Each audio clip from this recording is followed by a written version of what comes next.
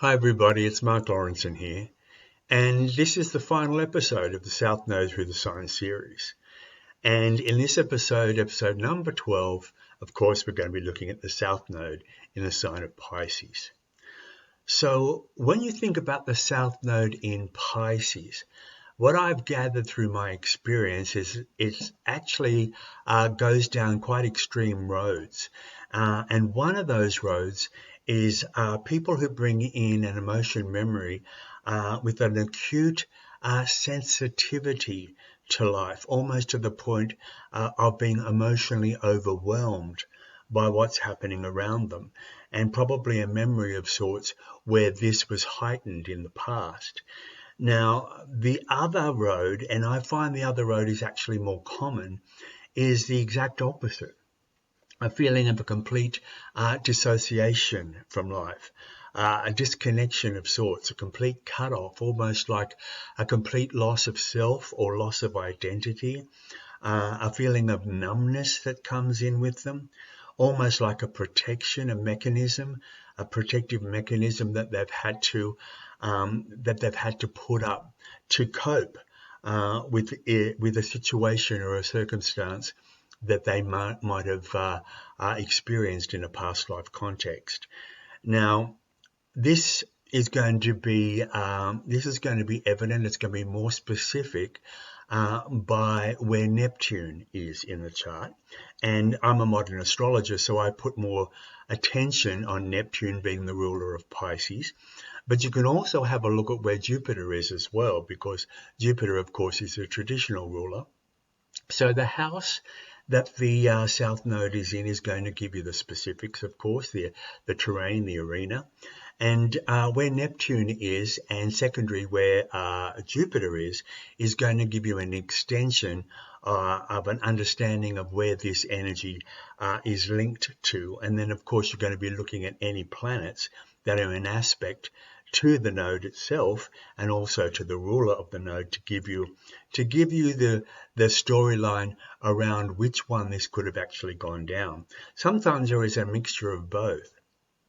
Now, when I think of the understanding or the idea of someone who's completely dissociated from themselves and life, you can see it in a way where these people may have been maybe mystics of sorts, maybe people of the church, maybe nuns or priests, or maybe intuitives, or maybe people who were psychic, people who are of this world but not of this world, if you know what I mean. There's also a complete dissociation from the self as far as that's concerned as well. Not being in touch with the body, or not being in touch with the earth on a very grounded level. Now, when you're looking at the South Node in Pisces, of course, you've also got to look at it in context to the North Node in Virgo. And the North Node in Virgo is about being earthed. And it's about being in the body, and it's about being more detailed, and it's about getting things into more order, and it's very parameter conscious. So you get a feeling of people with the South Node in Pisces without boundaries.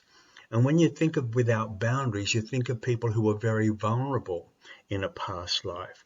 People who are probably, I don't want to say victims, in a way where they brought on their stuff, but people were victims of circumstance. People were victims of situations that were way beyond their control. There's a sense of martyrdom that goes on with the South Node in Pisces. There's a sense of sacrifice. There's a sense of giving themselves away. And here we get the understanding of the boundarylessness of opening yourself up too wide, and whatever comes in, comes in. And most of these people probably would have been used or abused in a past life context. Now, the North Node in Virgo always is about being able to be discriminating and being able to be boundary conscious. And this, again, doesn't necessarily mean putting up walls around you, but it is about being able to know what comes in and what stays out, which I think could have actually been a problem with the South Node in Pisces. Now, these people could have been very creative people. South Node in Pisces, they could have been very imaginative. They could have been very artistic. They could have been the people who created masterpieces. You know, the feeling of being open to universal forces and having this incredible download of creative talent being poured through them, so to speak. This is also a South Node in Pisces thing. Healers also come in with the South Node in Pisces as well. Now, this becomes even more evident now because the North Node being in Virgo also has a healing quality as well. So if you're going into the Virgo territory and you need to refine yourself, you need to get yourself into some kind of working order in Virgo, it's very much about getting the mind, body, and spirit together.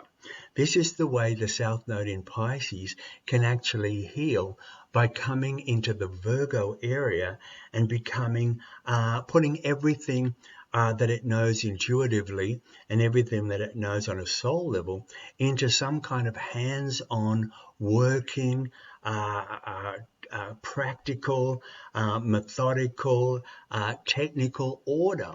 And this is what's happening in the world now, where so many people are working on an alternate level or a holistic level.